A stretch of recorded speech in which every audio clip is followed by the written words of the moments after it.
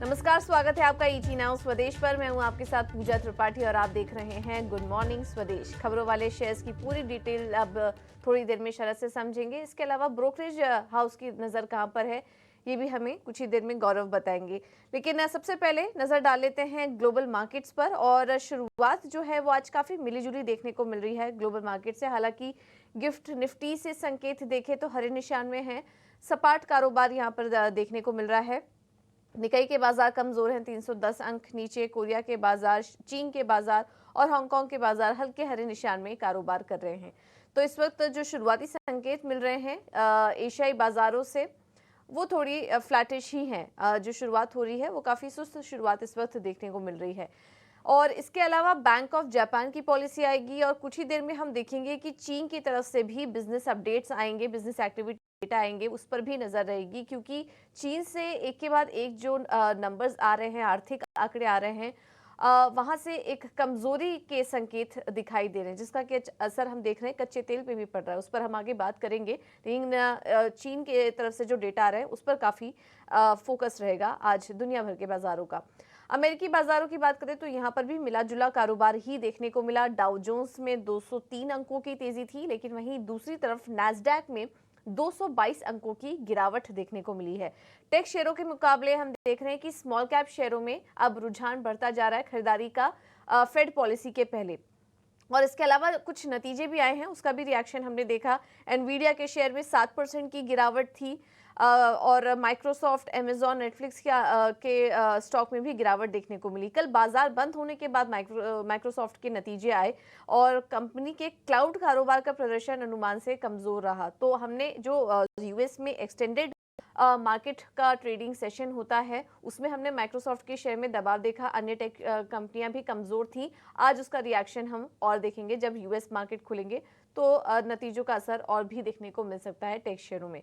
बहरहाल जैसे कि हमने आपको बताया कि खरीदारी स्मॉल कैप शेयरों में ज्यादा देखने को मिल रही है फेड पॉलिसी के पहले, और आज फेड के फैसले पर भी नजर रहेगी। भारतीय बाजारों पे जो इसका असर है वो कल दिखेगा, क्योंकि आज भारतीय बाजार बंद होने के बाद यानी कि देर शाम को फेड के फैसले आएंगे, तो उस पर हमारी नजर रहेगी। ब्याज दरें हैं वो 5.25 से 5.5% के बीच ही रहने का अनुमान है। कोई बदलाव नहीं होगी इस पॉलिसी। लेकिन फेड चेयरमैन आगे आने वाले समय में कटौती को लेकर किस तरह के बयान देते हैं ये काफी इंपॉर्टेंट होगा देखना। और सीएमई फेड वॉच टूल जो कि ब्याज दरों में कटौती का अनुमान दिखाता है, उसके मुताबिक 100% चांसेस अब हैं कि सितंबर में ब्याज दरों में कटौती देखने को मिल सकती है। बहरहाल नजर होगी आज फेड चेयरमैन की तरफ से क्या कुछ कमेंट्री निकल कर आती है और उसका रिएक्शन कल भारतीय बाजारों पर देखने को मिलेगा। कुछ रोजगार के आंकड़े आएंगे, उस पर भी नजर रहेगी। यूरोप के बाजार में भी मिलाजुला कारोबार देखने को मिला। और बॉन्ड मार्केट और कमोडिटी मार्केट की बात करें तो फेड पॉलिसी के पहले बॉन्ड यील्ड्स हल्की नरमी वहां पर देखने को मिली, अभी भी 4.1% के आसपास स्टेबल हैं। ब्याज दरों में कटौती के अनुमान से सोने में बढ़त आई और अब $2400 के ऊपर $2450 के आसपास सोना कारोबार कर रहा है। लेकिन कच्चे तेल में नरमी बनी हुई है, क्योंकि जैसा कि हमने आपको बताया कि चीन में जो एक के बाद एक आंकड़े आ रहे हैं, जीडीपी के आंकड़े कमजोर थे वहां पर, और मांग में कमी की संकेत मिल रहे हैं चीन में, और उसी की वजह से हम देख रहे हैं कि कच्चे तेल में इस वक्त कमजोरी जारी है। हालांकि भारतीय बाजारों के लिए पॉजिटिव, और कल हमने देखा भी था कल के कारोबारी सत्र में कि कच्चे तेल में जो वीकनेस आई उसके चलते काफी सारे सेक्टर स्टॉक्स में उसका एक्शन देखने को मिला। एक तेजी थी क्योंकि उन कंपनियों की काफी सारे जो एक रॉ मटेरियल का एक हिस्सा होता है क्रूड, तो वहां पर जो नरमी आई उसके चलते हमने देखा कि उन स्टॉक्स में भी तेजी देखने को मिली। तो इससे रिलेटेड जो स्टॉक्स हैं, क्रूड के इम्पैक्ट वाले जो स्टॉक्स हैं, उन पर आज भी फोकस रह सकता है। एक बार एफआईएस और डीआईएस के आंकड़े भी देख लेते हैं। और यहाँ पर हमने देखा कि कैश मार्केट में एफआईएस की तरफ से बिकवाली हुई है। बिकवाली का आंकड़ा बढ़ा है, 5599 करोड़ की बिकवाली हुई है। लेकिन उसके सामने घरेलू निवेशकों ने लगभग उतनी ही खरीदारी भी की है, 5565 करोड़ की यहाँ पर खरीदारी देखने को मिली है। लेकिन इंडेक्स फ्यूचर और इंडेक्स ऑप्शन से संकेत अच्छे दिखाई दे रहे हैं। इंडेक्स फ्यूचर में 380 करोड़ की खरीदारी है और इंडेक्स ऑप्शन में भी देखेंगे तो 53,900 13 करोड़ की खरीदारी देखने को मिली है। बैंक निफ्टी की एक्सपायरी भी है, तो उस लिहाज से भी थोड़ा एक्शन आज भी एक्सपेक्टेड है। कल भी हमने देखा था कि रिकॉर्ड लेवल्स आए थे, लेकिन भारतीय बाजार फिर क्लोजिंग होते होते थोड़ा निचले स्तर पर थोड़ा करेक्शन के साथ बंद हुए।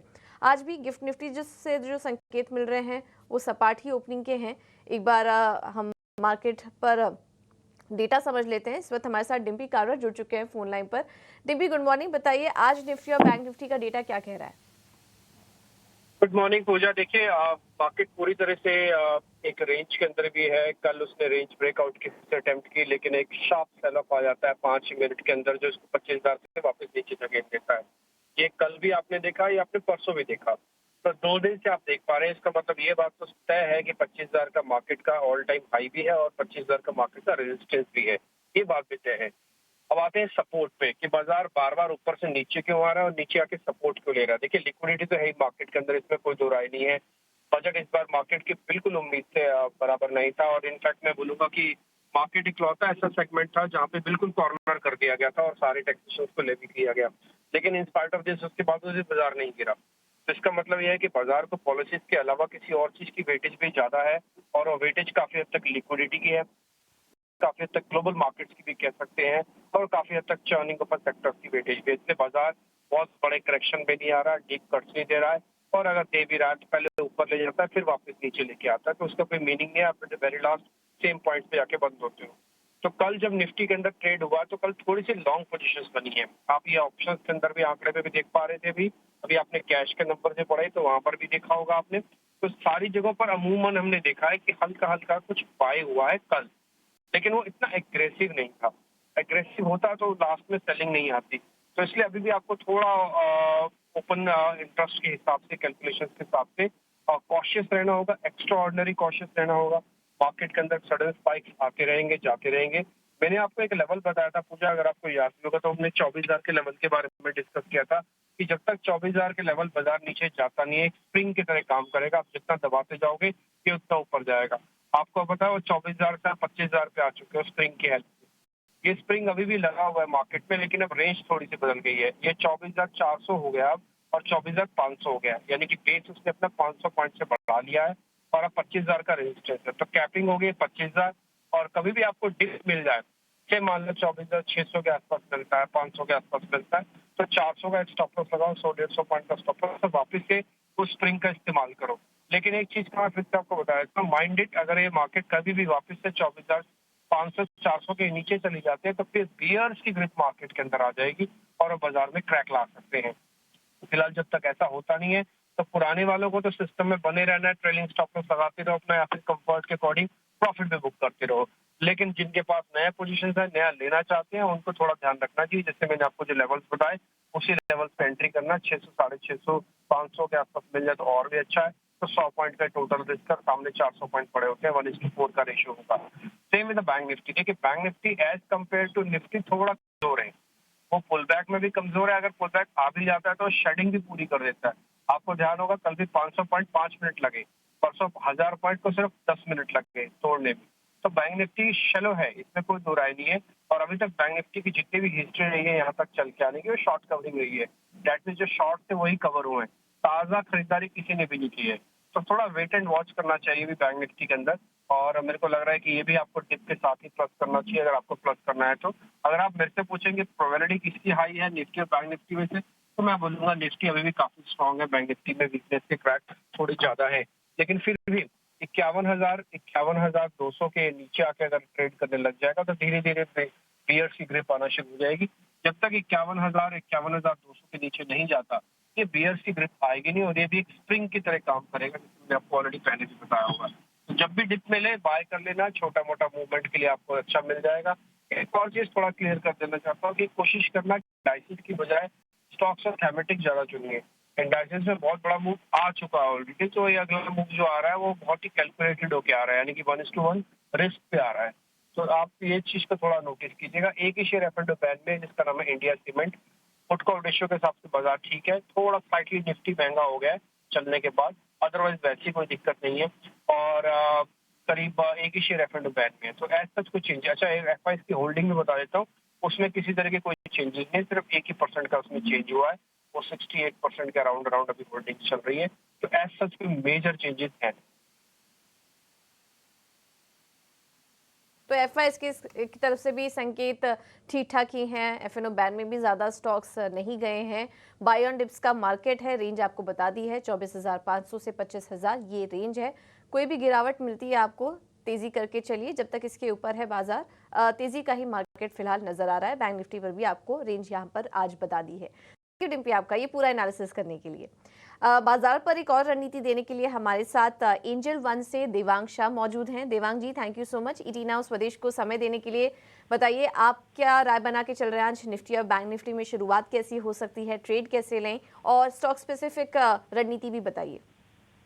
Very good morning. हम बात करें निफ्टी की, तो निफ्टी का जो ओवरऑल चार्ट स्ट्रक्चर हमें देखे अभी भी अप ट्रेंड में दिख रहा है, जो बाय एंड डिप्स की स्ट्रेटेजी रखनी चाहिए। जहां तक इंट्राडे लेवल्स की बात करें, इंट्राडे सपोर्ट है निफ्टी फ्यूचर के लिए और 24,800 एंड रेजिस्टेंस है 25,050, 25,100 तक के जोन देखने मिल सकता है।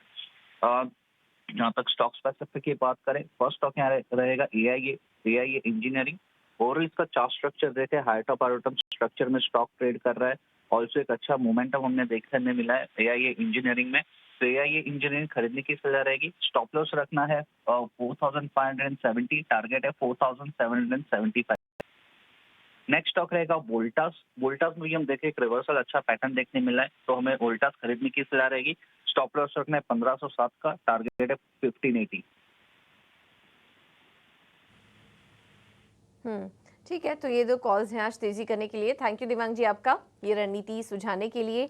एआईए इंजीनियरिंग 4,775 के लक्ष्य के लिए तेजी करके चलिए, और वोल्टास में 1580 के लक्ष्य के लिए आप तेजी करके चल सकते हैं। चलिए अब बात करते हैं नतीजों की। कल बाजार बंद होने के बाद कंपनियों के तिमाही नतीजे कैसे आए, बताने के लिए शरद हमारे साथ जुड़ चुके हैं। शरद, गुड मॉर्निंग, बताइए।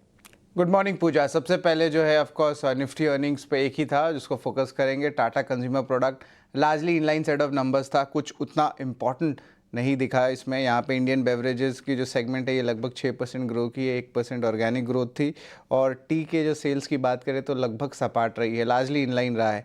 गेल के नंबर्स लेकिन स्टैंड अलोन बेसिस पे सीक्वेंशियली स्ट्रॉन्ग आए हैं, अनुमान से बेहतर नतीजे देखने मिले और मार्जिन्स में भी बम्प अप आया। डिक्सन टेक शानदार नतीजे देखने मिले हैं और ऑफ कोर्स जो उनकी मोबाइल सेगमेंट है वो बहुत अच्छी परफॉर्म की है और ओवरऑल मार्जिन्स में भी इंप्रूवमेंट आया है और bullish commentary specially value added products के लिए देखने मिली है। V2 रिटेल के भी नतीजे बहुत स्ट्रॉन्ग आए हैं और यहाँ पे देखा जाए तो एबिडा में लगभग 60% का उछाल देखने मिला है और कंपनी जो है स्टोर एक्सपेंशन पे बुलिश नज़रिया दी है। 361 वेल्थ मैनेजमेंट वैम जिसको कहते हैं, इसके भी नतीजे बहुत स्ट्रॉन्ग आए हैं और इस क्वार्टर में हमने देखा जितने भी वेल्थ एसेट मैनेजमेंट कंपनीज़ हैं, नुवामा वेल्थ ले लीजिए, आनंद राठी ले लीजिए, सब ने शानदार नतीजे दिए हैं। और यहाँ पे भी देखें तो इनके AUM में भी अच्छी ग्रोथ आई है और आपके इक्विटी और कैपिटल एसेट मैनेजमेंट के दोनों ही धंधे में अच्छी परफॉर्मेंस आई है। मैक्रोटेक डेवलपर्स की बात करें तो यहाँ पे स्ट्रॉन्ग सेट ऑफ नंबर्स आया है और यहाँ पे आप देख सकते हैं कि मार्जिन्स में भी अच्छी उछाल आई है, लगभग 620 बेसिस पॉइंट्स का। नवीन फ्लोराइन हालांकि देखा जाए दूसरे साइड तो बहुत कमज़ोर नतीजे देखने मिले और यहाँ पे मार्जिन्स हालांकि थोड़ी सी सरप्राइज ज़रूर हुई है 88 बेसिस पॉइंट्स का, लेकिन ओवरऑल रेवेन्यू नेट प्रॉफिट दोनों ही सेगमेंट्स में एनालिस्ट एस्टिमेट से कम नतीजे नवीन फ्लोराइन के देखने मिले हैं। इंडस टावर्स की भी नतीजे की बात कर लूँ, यहाँ पे भी थोड़ी रिवर्सल्स और वन ऑफ्स का इम्पैक्ट आया, but largely weak set of numbers जो है आपको इंडस टावर्स में भी दिखेगा। टीटागढ़ रेल सिस्टम्स की बात करें तो यहाँ पे कमज़ोर नतीजे आए और हमने देखा जिस तरह रेल स्टॉक्स में तेज़ी आई है तो यहाँ पे थोड़ी मुनाफा वसूली स्टॉक में आज दिन के ट्रेड में देखने मिल सकती है। तो ये अहम स्टॉक्स है, लार्जली मिड कैप्स पे ही आज फोकस रहेगा, जहाँ पे आपके स्टॉक के रिएक्शंस देखने मिलेंगे जून क्वार्टर के नतीजे पे। ठीक है, तो टाटा कंज्यूमर के नतीजे इनलाइन आए हैं, बाकी ज़्यादातर नतीजा जो स्ट्रॉन्ग ही नज़र आ रहे हैं। गेल, डिक्सन टेक, V2 रिटेल, 361, इन तमाम मैक्रोटेक, इन तमाम कंपनियों के नतीजे मजबूत आए हैं, लेकिन कमज़ोर आए हैं नवीन फ्लोरिन, इंडस टावर और टीटागढ़ रेल, इनके नतीजे कमज़ोर आए हैं। तो आज इसका रिएक्शन इन स्टॉक्स पर पड़ सकता है। शरद, इसके अलावा खबरों वाले शेयर्स भी बताइए। खबरों वाले शेयर्स में इंडस टावर्स फोकस में रहेगा। एक इंपॉर्टेंट कॉर्पोरेट एक्शन अनाउंसमेंट आया है, कंपनी ने शेयर बायबैक अनाउंस कर दिया है, लगभग 2640 करोड़ का शेयर बायबैक है और इसमें ऑलमोस्ट 2.1% इक्विटी की शेयर बायबैक होगी। जो प्राइस है वो 465 रुपये पे है, यानी कि करंट मार्केट प्राइस से 4% की प्रीमियम पे है। बट खास इंपॉर्टेंट बात मैं बताऊँ कि भारतीय एयरटेल जो एक टाइप से प्रमोटर है कंपनी का, वन ऑफ द प्रमोटर्स है, ये पार्टिसिपेट अपने बायबैक में नहीं करेंगे। रिकॉर्ड डेट अगस्त 9 रहेगा। अब अगर पार्टिसिपेट नहीं करता एयरटेल तो यहाँ पे जो इनकी जो स्टेक है इनडायरेक्टली बढ़ सकती है, 50% हो जाएगी। अभी करेंटली 48.95% है, तो ये ज़्यादा इंपॉर्टेंट है बायबैक अनाउंसमेंट के अलावा। अदानी एनर्जी सॉल्यूशंस की भी बात कर लेते हैं। यहाँ पे इनका 6,000 करोड़ रुपए का QIP इशू खुल चुका है। फ्लो प्राइस 1,027 रुपये का है, यानी कि लगभग 8 से लेकर 9% डिस्काउंट पे है। और जो बड़े दिग्गज इन्वेस्टर्स है जैसे कि GQG पार्टनर्स हुआ, कतार इन्वेस्टमेंट अथॉरिटी हुआ, इन्होंने इस इशू में इंटरेस्ट दिखाया है। ब्रोकिंग स्टॉक्स ले लीजिए या BSE ले लीजिए, जैसे कि angel one, IIFL securities, MFS, इन स्टॉक्स में थोड़ी दबाव आज देखने मिल सकती है, क्योंकि सेबी ने कंसल्टेशन पेपर रिलीज़ किया है FNO में, जहां पे वो रूल्स थोड़ी टाइटन करेंगे रिटेल इन्वेस्टर्स के लिए FNO सेगमेंट को लेके। और ऑफ कोर्स ये एक कंसल्टेशन पेपर है, तो इसका एक पूरा प्रोसेस होता है, 5 से लेकर 6 महीना लगता है। बहुत सारे स्टेक होल्डर से बात होती है, तब जाके ये पूरी अनाउंसमेंट आती है। तो ऐसा नहीं है कि इस पर जो है पूरी अनाउंसमेंट आ गई, बस एक कंसल्टेशन पेपर फ्लोट किया सेबी ने। पावर ग्रिड, उनके लिए क्लैरिफिकेशन आई है कि जो 40,000 करोड़ का जो डील था मिडिल ईस्ट के प्रोजेक्ट्स को लेके, जो पिछले 1-2 दिन से मीडिया रिपोर्ट्स में आ रही थी, उसको जो है इनकरेक्ट कहा गया है। हिंदुस्तान जिंक को एक नेगेटिव डेवलपमेंट है, इनको एक असेसमेंट ऑर्डर है IT डिपार्टमेंट से लगभग 1170 करोड़ रुपए का। कंपनी ने बयान दिया है कि जो रेस्पेक्टिव एपलेट अथॉरिटीज़ है उनको वो जो है ज़रूर अप्लाई करने वाले हैं इस ऑर्डर के ऊपर। मैंगलोर केमिकल्स पे CCI की अप्रूवल आ गई। CCI होती है कॉम्पिटिशन कमीशन ऑफ इंडिया, इनकी अप्रूवल आ गई है कंपनी के एमलगमेशन पारादीप फॉस्फेट्स के साथ। ऑन मोबाइल ग्लोबल, नज़ारा टेक, डेल्टा कॉप, इन स्टॉक्स के मैं नाम ले रहा हूँ, इसलिए ले रहा हूँ क्योंकि मीडिया रिपोर्ट सजेस्ट कर रही है कि गवर्नमेंट जो है 100% FDI ला सकती है ऑनलाइन गेमिंग में। ये रिपोर्ट्स आ रही है मीडिया की, तो ऑफकोर्स सेंटिमेंटली इन स्टॉक्स के लिए पॉजिटिव रहेगा, क्योंकि इन स्टॉक्स में जो है भारी गिरावट देखी थी जब से बड़े बड़े रेगुलेशंस आ रहे थे और टैक्सेस बढ़े थे। Adani enterprises, ACC, Ambuja cement जैसे स्टॉक्स आज फोकस में रहेंगे। यहाँ पे भी मीडिया रिपोर्ट्स आ रही है कि अदानी ग्रुप प्लान कर रही है कि लगभग $1 बिलियन का बिड दे सकती है JP ग्रुप के रियल्टी बिजनेस को लेके। और याद रखिए इस ऑफर में जो है बैंक्रप्सी डील में JP की जो सीमेंट एसेट्स है वो भी आ सकती है। तो of course Adani group of stocks में भी आज जो है आप नज़र बना के रखिएगा। ठीक है, तो अदानी ग्रुप के स्टॉक्स फोकस में रहेंगे। और आज की बड़ी खबर तो यही है कि ब्रोकिंग शेयर फोकस में रह सकते हैं। सेबी कंसल्टेशन पेपर लाएगी FNO पर सख्ती के लिए, तो इसका क्या इम्पैक्ट पड़ेगा अगर आप FNO में ट्रेड कर रहे हैं, इसका पूरा एनालिसिस हम आगे करेंगे शो में। लेकिन ध्यान रखिए ये कंसल्टेशन पेपर है, सेंटिमेंट के लिहाज से ज़रूर इसका असर आज देखने को मिल सकता है। और बाकी सारे स्टॉक्स भी हमने आपको अभी बताए। बहुत बहुत शुक्रिया शरद आपका ये पूरा अपडेट देने के लिए। अब आगे बढ़ते हैं और अब ब्रोकरेज रिपोर्ट्स की नज़र कहाँ पर है बताने के लिए हमारे साथ जुड़ चुके हैं। गौरव, गुड मॉर्निंग, बताइए। जी हाँ, तो आज सबसे पहले शुरुआत करते हैं एंजल वन के साथ, क्योंकि ये भी कहीं पे CBI से जो ड्राफ्ट सर्कुलर आया है इसी के ऊपर है। क्योंकि इन्वेस्टेक ने अभी बाय रेटिंग तो बरकरार रखा है, बट टारगेट प्राइस जो है वो कट करके 2,500 रुपीज़ का दिया है। उनका मानना यह है कि कहीं पे अगर उनके इनिशियल कैलकुलेशन की माने तो कहीं पे 30% का एक ड्रॉप जो है वॉल्यूम्स में डेरिवेटिव्स के, वो हमें देखने को मिल सकता है एंजल वन के लिए। और ये जो बेस के सिनेरियो है उसमें ये जो ड्रॉप है वो 50% तक जा सकता है। उनका मानना यह है कि कहीं पे वीकली ऑपरेशंस की वजह से काफ़ी ज़्यादा हद तक जो इम्पैक्ट है वो देखने को मिल सकता है। फिलहाल के लिए कहीं पे स्टॉक में एक प्रेशर हमें बनाए हुए देखने को मिल सकता है, क्योंकि जब तक क्लैरिटी नहीं आती तब तक एक बेरिश व्यू जो है वो इन्वेस्टर्स का हमें इस स्टॉक में देखने को मिल सकता है। अगली बात करते हैं डिक्सन टेक की, क्योंकि गोल्डमैन सैक्स ने यहाँ पे सेल रेटिंग तो बरकरार रखा है, बट टारगेट प्राइस जो है वो बढ़ा के 6,740 रुपीज़ का किया है। उनका मानना है कि कहीं पे जो मोबाइल सेगमेंट में रैंप अप है वो काफ़ी स्ट्रॉग है, बट कैश फ्लो जो है वो अभी भी कहीं पे थोड़ा वीक है उनकी अगर माने तो। आगे जाके जो कमेंट्री है कंपनी की तरफ से जो आई है वो काफ़ी पॉजिटिव वॉल्यूम की तरफ, बट मार्जिन्स को लेके और कैश फ्लो के लेके ये जो कंसर्न्स है, इसके लिए ये जो सेल रेटिंग है वो फिलहाल के लिए उनकी तरफ से बरकरार होते हुए हमें देखने को मिल रहा है। अगली बात करते हैं गेल की, क्योंकि सिटी ने यहाँ पे बाय रेटिंग बरकरार रखते हुए टारगेट प्राइस जो है वो 250 रुपीज़ का दिया है। अगर हम Q1 के नंबर्स को देखें तो कहीं पे ट्रांसमिशन एंड ट्रेडिंग की वजह से काफ़ी अच्छा बीट उनके तरफ से देखने को मिला है। अगर हम ट्रांसमिशन की बात करें तो वहाँ पे वॉल्यूम्स भी स्ट्रॉन्ग थे और मार्जिन्स भी काफ़ी ज़्यादा अच्छे थे, और गैस ट्रेडिंग में भी ये जो क्वार्टर है वो काफ़ी अच्छा रहा है गेल के लिए, और इसी के लिए उन्होंने बाय रेटिंग जो है वो बरकरार रखा है। अगली बात करते हैं स्टार हेल्थ की, क्योंकि इन्वेस्टेक ने यहाँ पे सेल रेटिंग बरकरार रखते हुए टारगेट प्राइस जो है वो 580 रुपीज़ का दिया है। क्योंकि अगर हम Q1 के रिजल्ट्स की बात करें तो कहीं पे वीक नंबर्स देखने को मिले थे, और आगे जाके इन्वेस्टेक का मानना है कि कहीं पे शेयर जो था स्टार हेल्थ का वो भी हमें घटते हुए देखने को मिला है इस क्वार्टर में। और आखिर में नज़र रखते हैं पर्सिस्टेंट सिस्टम पे, क्योंकि CLSA ने यहाँ पे अपग्रेड किया है उनका रेटिंग आउट परफॉर्म पे, और टारगेट प्राइस जो है वो भी बढ़ा के 5,525 रुपीज़ का गया है, जो कि पहले 1675 रुपीज़ पे था। मानना है कि कहीं पे जो प्लेटफॉर्म इंजीनियरिंग है उसमें काफ़ी अच्छी कंपनी है पर्सिस्टेंट सिस्टम। अगर हम बात करें डिजिटल कैपेबिलिटीज़ में, तो वहाँ पे भी एक स्ट्रॉन्ग सेटअप जो है वो कंपनी की तरफ से देखने को मिलता है, और इसी के चलते हुए कहीं पे हाई टीन्स में हमें मार्जिन जो है आगे जाके रेवेन्यू ग्रोथ जो है वो देखने को मिल सकता है, और मार्जिन में भी 100 बिप्स का एक्सपांशन देखने को मिल सकता है। तो एक काफ़ी बुलिश व्यू यहाँ पे पर्सिस्टेंट सिस्टम पे भी बनते हुए देखने को मिल रहा है CLSA की तरफ से। तो आगे जाके ये सब कंपनीज़ पे हमारी नज़र ज़रूर बनी रहेगी, क्योंकि एक स्ट्रॉन्ग व्यू जो है वो ब्रोकरेजेस की तरफ से हमें इन सब कंपनीज़ में देखने को मिल रहा है। ठीक है, थैंक यू गौरव आपका ये पूरा अपडेट देने के लिए। अब बात करते हैं कमोडिटी मार्केट्स की। हमारे साथ केडिया कमोडिटी से अजय केडिया जी मौजूद हैं। Ajay ji, thank you so much ET now Swadesh को समय देने के लिए। तो आज फेड का फैसला भी आ जाएगा, उसके पहले हम देख रहे हैं कि सोने चांदी में मजबूती है। इन स्तरों पर फेड के फैसले के पहले थोड़ा मुनाफा बुक कर लेना चाहिए, या फिर यहाँ से आप और तेजी देख रहे हैं? Very good morning.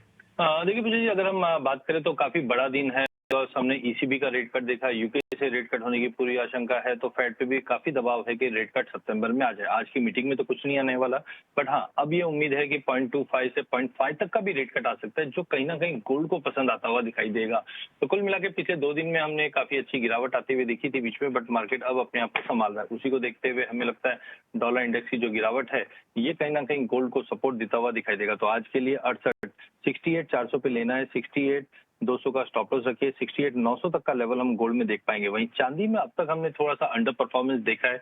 हाँ, आज $28 के ऊपर अच्छे से होल्ड है। जिस ढंग से हमने चाइना के रेट कट के बावजूद हमने पूरे ही इकोनॉमी में एक ठहराव देखा है, उसकी वजह से बेस मेटल और चांदी दोनों में गिरावट थी, बट रिकवरी अब धीरे धीरे बन रही है। तो 82,500 में सितंबर वायदा लेके चलना चाहिए। 82,100 का स्टॉप लॉस रहेगा। 83,200 तक के लेवल हम देख पाएंगे चांदी में भी। तो गोल्ड और सिल्वर में खरीदारी करने की सलाह अजय जी की तरफ से। अजय जी, समय की थोड़ी कमी है तो इतनी सवालों को हम ले पाएंगे, लेकिन हम आपकी रणनीति हमारे पास कोशिश करेंगे वो प्लेट्स फायर करने की। क्रूड, कॉपर और जिंक, यहाँ पर भी खरीदारी करने की ही राय है। क्रूड में 6360 के लेवल्स के लिए, और कॉपर और जिंक में भी तेजी करने की सलाह है यहाँ पर अजय जी की तरफ से। ये लेवल्स आपको बता दिए। चलिए एक